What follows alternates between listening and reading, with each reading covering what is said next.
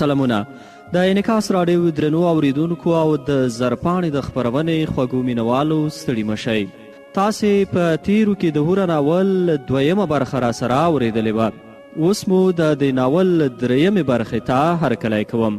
تیره برخه کې تر دې ځایه را رسېدلي وو چې واک پرېکړه وکړه چې دا ځل لیمه بیا د خپلو همکارانو له منځه راوباسي او ورسره په پوره جدیت وغږېږي. په همدې هوډ په قهر سیخ د هغې په لور روان و چې ناڅاپه په نیمه لاره کې له داسې درب سره په ځمکه ولوېد چې ټول تالار یې وډار کړ. د زنګانه سترګه یې داسې کلکه لګېدلې وه چې فکر یې کاوه ټوټه ټوټه شوې به وي. تر ټولو مخکې سمسور ور منډه کړه او له ځمکې یې راپورته کړ. دا چې له دې وروسته څه پیښیږي په دې برخه کې یې سره اورو.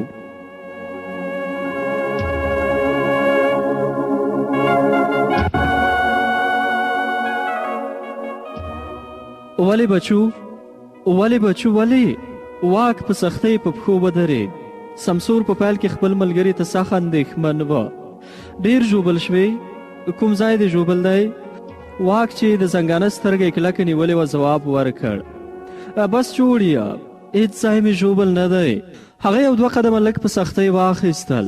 په دې وخت کې نور مامورین هم راورسېدل. هر چا خواخوږي څرګندوله. ورپسې لیمه هم وارخطا راغله. واک یې له مټې ونیوه. ولې ولوېدې؟ په کوم شي کې دې پښه بنده شوه که څنګه؟ نه، پښه مې وښویېدله. سمسور چې ولیدل واک قدم اخیستی شي خوشحاله شو او په ټوکې نورو ته مخ واړوه. مجنون د نظره شو. شول هغه زیاته کړه، ځئ خپلو ځایونو ته، اوس یې دستي دردونه ورکېږي. مامورینو منله. لیمه له حیاته کسره شوه او په شرمناکه مسکا یې له واک نه بیا وپوښتل. ډېر ژوبل شوې؟ واک چې څیره یې له درده تر هغې ته هم رښتیا ونه ویل. نه خیر و خیریت دی، بس چرت مه وهه. ډاکټر ته ځې؟ نه، هسې جوړ یم. لیمې شاوخوا نظر واچوه. ویې لیدل چې د ټولو سترګې په دوی کې دي. ورو یې د هغه لاس خوشې او په ټیټ غږ یې وویل راځه زما په څوکۍ لږ کښېنه. نه، خپل ځای ته ځم، تلای شم، دومره ژوبل نه یم. زه شکر دی چې ژوبل شوی نه یې، زه نو ځم خپل ځای ته.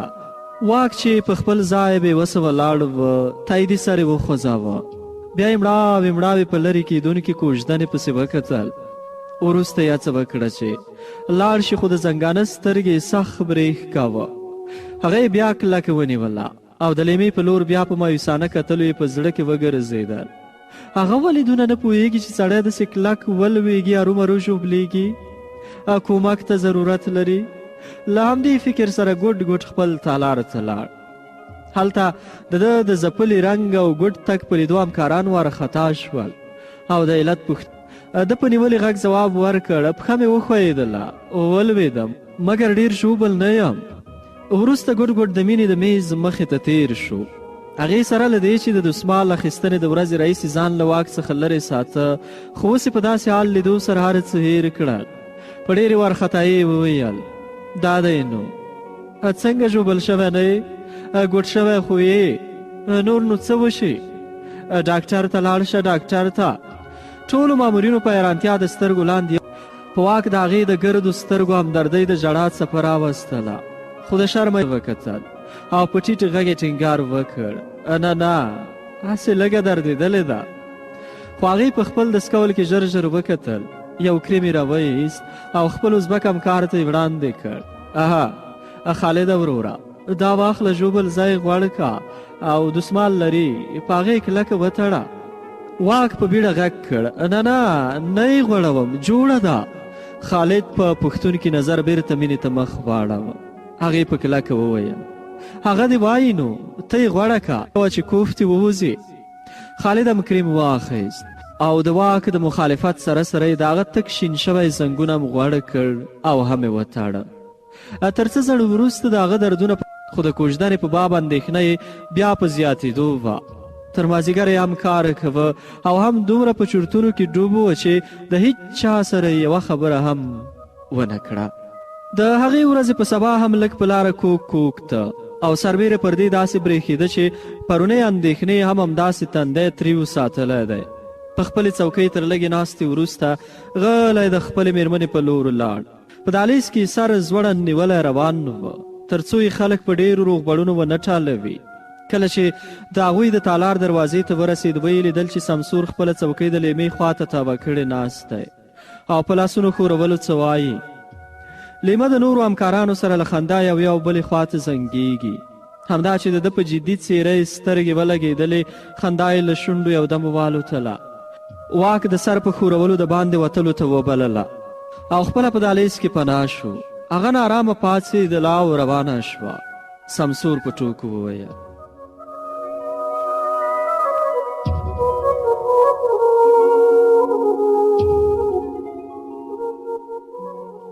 چیرې لاړې؟ کیسه خلاصه نه ده. خو لیمې مخ هم ور وانړاوه. کله چې دهلیز ته ووتله ویې لیدل چې واک دویم منزل ته د پورته شوي زینې څنګ ته چې د خلکو ګڼه ګوڼه کمه وه ولاړ دی. سخت ناقراره ښکارېده. هغې تر روغبړ وروسته وپوښتل: څنګه داسې وارخطا یې؟ خیریت خو دی؟ واک د هغې سترګو ته ځیر شو چې جدي وایي که ملنډې وهي. ډېره اندېښمنه ورته ښکاره شوه. وروسته یې په آرام خو جدي غږ په ستوني کې وپوښتل: ما درته نه دي ویلي چې د سمسور سره مه غږېږه؟ لیمې په ډار او بېوارۍ ژر ځواب ورکړ: دا خو زه نو څه وکړم؟ دا خو هغه غږېږي، زه خو واکې خبره غوڅه کړه. که بیا مې ولیدلې چې ورسره خاندې بیا ګیله د ځانه کوه، پوه شوې؟ هغې لالهانده شاوخوا وکتل چې څوک یې وانه وري چې د کوژدن سره ستونزه لري. بیا یې هڅه وکړه چې په نرمۍ قناعت ورکړي تر څو یې قهر سوړ کړي. ګوره واک جانه، ته ناخه په سمسور شک کوې. واک دا ځل په بېباکۍ او نسبتاً جګ غږ د هغې خبرې پرې کړې. بس زه په خپل کار ښه پوهېږم. تا ته مې چې څه وویل همداسې به کوې، پوه شوې؟ د لیمې سترګې نمجنې شوې. دغو پرله پسې ګواښونو په هغې دنیا ورو رنګوله. هماغه و چې یو دم او جدي ورته مخامخ ودرېدله. ته پوهېږې زه د هغه ښځو نه یم چې ته فکر کوې. ته که هر چا پوه کړی غلط یې پوه کړی، پوه شوې؟ زه هېڅکله داسې کار نه کوم چې زما د میړه عزت ته تاوان ورسېږي. زه داسې تربیه شوی نه یم. واک چې د خبرې د لا ورانېدو امکان ولید لږ په شا شو. ما ته نه یې یاده کړې. څنګه دې زه نه یم یاده کړې؟ دا مخته دې بل څوک ولاړ دي؟ ته په سمسور بې ځایه شک کوې په مام. داسې خو نه کېږي. که ته داسې وکړې زما دا پاتې ژوند خو به په اور شي. ناڅاپه واک هم سترګې برګې کړې. بس ته هره خبره ځان ته مه کشوه. ما ته سمسور سم سړی نه ښکاري. بس ته ورته زمینه مه مساعدوه. منع یې که. د لیمې له سترګو اوښکې وڅڅېدلې او لږه لږه وسکېدله چې ما ته وایي ولې نه ځې خپل ملګری نه منع کوې چې هغه را سره په زوره غږېږي، زه خو ورسره جنګ نشم کولی. خلک به څه وایي؟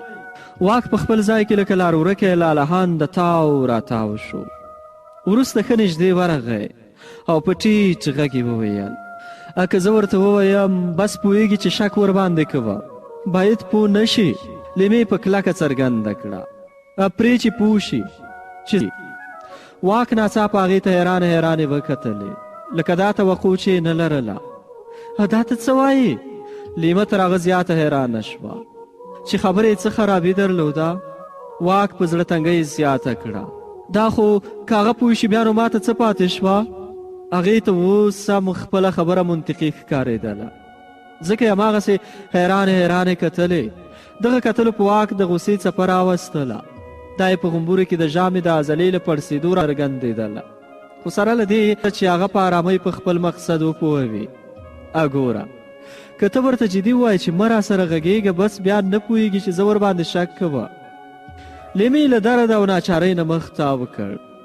څرګنده وه چې هغې مخکې تر دې د داسې ستونزو د رامخته کېدو هېڅ اټکل نه کاوه. سترګې یې پټې کړې او لکه څوک چې لوند ټوکره کې کاږي. د اوښکو څاڅکي ورڅخه یو په بل پسې وڅڅېدل. وروسته یې پرته له څه ویل شا واړوله او لاړه. واک ورپسې تر هغو په قهر کتل چې له سترګو یې پناه شوه. خو په پای کې خپل دفتر ته د تګ پرېکړه وکړه لا سم ناست نه و چې سمسور وارخطا راغی او د دغه وخت یې خوله نږدې کړه. څه خبره ده بچو؟ ورېندارې ولې داسې وکړه؟ واک په ګورېجنو کتلو خو په ستوني کې ډوب غږ ارام وپوښتل. څه یې کړي؟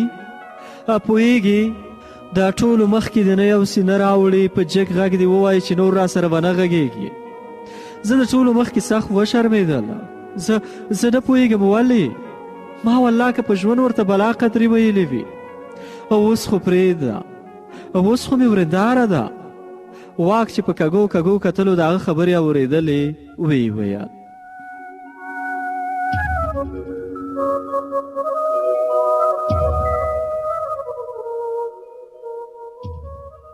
دا د هغې خپل کار دی چې چا سره غږېږي چا سره نه غږېږي. بس ته به بېځایه خبرې کوې چې داسې یې درته ویلي دي؟ سمسور په بېباکۍ کښېنه بچو، ته ما نه پېژنې؟ هغې سره ولې بېځایه خبرې وکړم چې بل څوک یې وکړي خوله یې ورماتوه؟ اهو ټوکې موکې کوم چې هسې ویې ځوروه. دا خو واک سر یوې او بلې خوا ته تاواوه لکه د سمسور خبرې چې بیخي د اورېدو نه وي. هماغه و چې یو دم یې مخ ور واړاوه او خبرې ورقطع کړې. تا هېر کړي چې هغه د چا خور ده، د چا ښځه ده، باید د بل چا عزت ته سړی په درنه سترګه وګوري. ناڅاپه سمسور حق حیران شو. ډېر ځنډ همداسې ولاړ و، خو تر تګ د مخه یې بیا خوله غوږ ته ورنږدې کړه. ته خو ډېر کچه وختلې، زه دې تر اوسه ونه پېژندلم. ګوره دا څه چې د ټولو مخکې کنځلې م راته وکې پر واک ورپسې تر شا په غاښچیچي سترګې نیولې وې، مګر هغه نور شاته ونه کتل. د کوژدنې مراسم په هوټل کې نیولې وه. سندرغاړو مستې سندرې ویلې او هلکان د نرانو او ښځې د ښځو په تالار کې ګډېدلې. ناستو کسانو چکچکې کولې. د لیمې او واک ټولو همکارانو یو بل ته نږدې میزونه جر کړي او په خپلو منځو کې ټوکې ټکالې کولې. خو سمسور پکې نه وه. هغه د دوی یوازینی همکار و چې د هوټل کار ترې نه و ترلاسه کړی. په ښځینه برخه کې د شا او ناوې کوټه ډېره ښکلې جوړه شوې وه. پراخه او پاسته کوچونه، چنګ راچنګ ښیښهیي میز او په هرې برخې کې ځوړندې په ذوق جوړې شوې د ګلانو ګېډۍ. مګر هر څوک به چې نوموړې کوټې ته ننوت دغه مصنوعي ښکلا ته یې پام هم نه کېده، ځکه چې هلته لیمه وه. اهوره د ښځو تر منځ ټول باس د هغې پر ښکلا څرخېده. هر یوې په پوره رښتینولۍ منله چې دا تر ټولو ښکلې ناوې ده چې تر اوسه یې لیدلې. وړو نجونو به د ناوې د لیدلو لپاره له لرې د دوی د کوټې په لور سرونه کږول. شیبه د دواړو کورنیو غړي تلل راتلل تر څو د ناوې او شا اړتیاوو ته ورسېږي. په هغوی کې تر ټولو زیاته پاملرنه د لیمې ترور کوله چې له کلي نه راغلې او اوس د هغې په لیدو نه مړېدله. په هغې له پخوانه لیمه تر خپلې لور هم زیاته ګرانه وه. د غرمې د ډوډۍ پر مهال د دواړو کورنیو غړي د شا او ناوې په کوټه کې راټول شول تر څو له هغوی سره یو ځای ډوډۍ وخوري. ناڅاپه په دروازه کې سمسور راښکاره شو چې د واک مور له لاسه نیولی او په مورنۍ مینه یې ورته کتل. وی واکه زویه د مرګي دې د یاده ووځي، سمسور جان خو ایله وس راغی. ټول دې وي د شا ورور دې پکې نه وي، داسې م کېږي. بې سمسور ورو ټېل واهه. ځه زویه د واکجان سره کښېنه چې ډوډۍ ورته خوند ورکړي. شا او ناوې هکې پکې کتلې. سمسور وړاندې ورغی، د شا سره غاړه په غاړه شو او د لاس له دوو ډالۍ څخه یوه ورکړه او دویمه یې لیمې ته ونیوله. هغې د ډالۍ تر اخیستلو وروسته هڅه وکړه چې د کارت نه ورکولو لپاره پلمه جوړه کړي. ډېره مننه وروره، وی ستا کارت زموږ سره پاتې وه، موږ څخه ویلې چې درکړی م دی. هغه له حیاناکې مسکا سره وویل نه ما ته ولې کارت راکوئ؟ ما باید د کارتونو په ویشلو کې کومک کړی وای. دا خو زما خپل محفل دی. واک چې دواړو ته په ځیرې کتل په خبرو ورګډ شو. داسې و چې ما لیمې ژر خبره واخیستله. د فکر کوه چې ما به کار درکړی وي. ما ویل ده به درکړی وي. همداسې پاتې شو.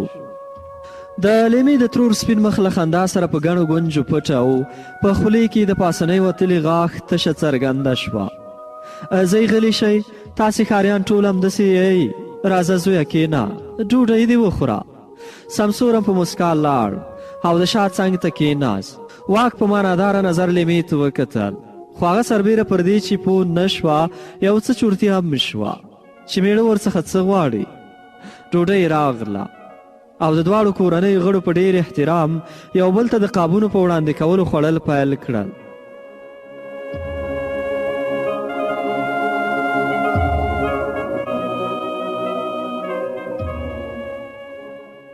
تر څه ځڼو وروسته واک بیا لیمې ته سترګې واړولې او د سمسور په لورې اشاره وکړه. لیمې فکر وکړ چې د میلمه قدر غواړي، ځکه چې په خپل کور او محفل کې خلک د دښمن هم قدر کوي. هغې نور قابونه او میوې هم د سره لاندې کړې. او وخوره وروره، وخوره، دا میوې هم درنه لرې دي، ها دا دی خوره. سمسور خپله لاندینۍ معمولي ځوړنده شونډه په مسکا له پاسینۍ سره ونښلوله. مننه، رسیږي، لاس مې رسیږي. واک له قهره سترګې پټې کړې او سر یې ښکته واچوه. داسې برېښېده چې زړه یې ډېرې تنګ دی. ډوډۍ خوند نه ورکاوه، یوازې لاس پکې واهه لکه چا چې په زوره کېنولی واوسي. ټول پام یې سمسورو ته و. یو وخت یې ورو لاس تېر کړ او د لیمې ورونې پلګه هغې نږدې له درده ټوپ کړی وای. بیا یې میړه ته هکې پکې وکتلې چې بیا څه غواړي. په حقیقت کې د سمسور شتون د واک زړه تنګ کړی و او غوښتلې چې هغه ووځي، مګر میرمنه یې په دې نه پوهېدله. دغه کار واک ته د بانک د تاسیس د ورځې لمانځنه ور یاده کړه چې دا او مینې پکې د ویاندیۍ دنده لرله، ځکه په چرتونو کې هماغه وخت ته لاړ. ښځې او نران له ښایسته جامو او دریشیانو سره د محفلونو په تالار کې راټول شوي وه او دوی دواړو د سټیج پر مخ د محفل د پیل کولو تیاری نیوه. په دې وخت کې د محفل د سنبالولو د چارو مسؤل له یو بل تن سره چې خوله یې له مسکا ډکه وراغی. واک جانه، دا ځل بله کوو، نن به دی او مینه جانه محفل مخ ته بوځي، ته مرسته وکړه چې بلد شي. ورکه ټولې لیکنې دته ورکه. واک په ناهیلۍ د مینې خواته مخ واړوه. هغه یې له سترګو پوه شوه چې باید مداخله وکړي، که نه واک له صحنې ووځي. ژر یې مرستې ته ور ودانګل. صاحب دا نشي کېدای. د محفل مسؤل په تعجب ور وکتل. څه شی؟ ولې؟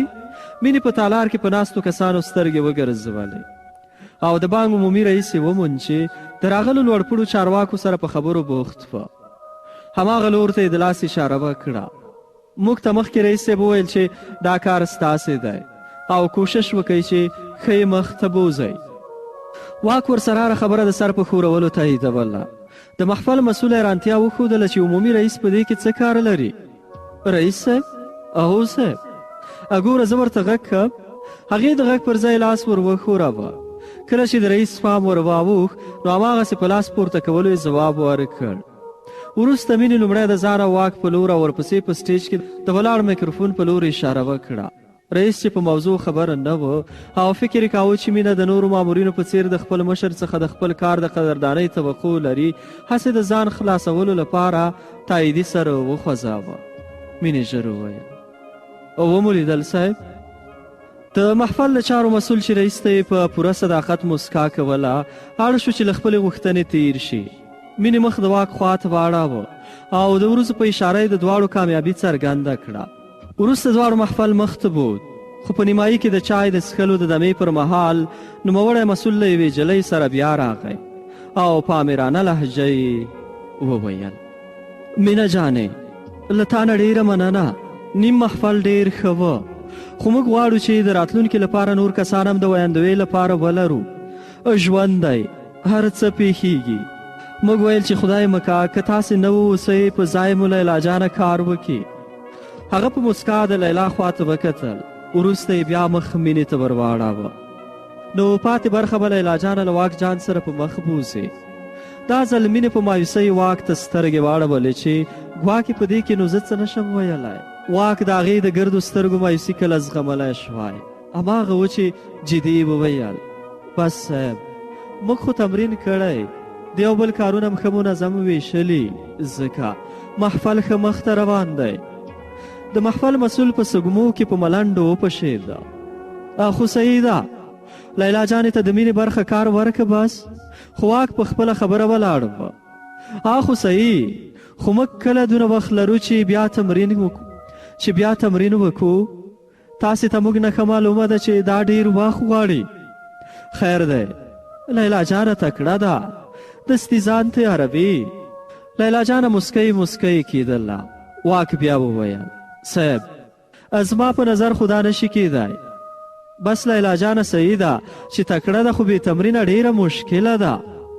مسئول تن په قهر شو.